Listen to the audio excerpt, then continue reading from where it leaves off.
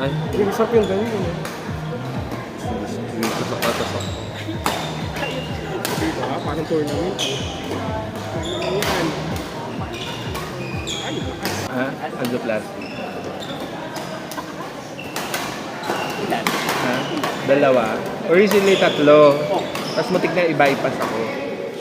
Akala ko acid reflux lang. Kaya ako bloated. Yung pala dahil ano na, may water yung heart. Kasi yung function ng heart ko, 21% na lang. Dulo ka ba ba?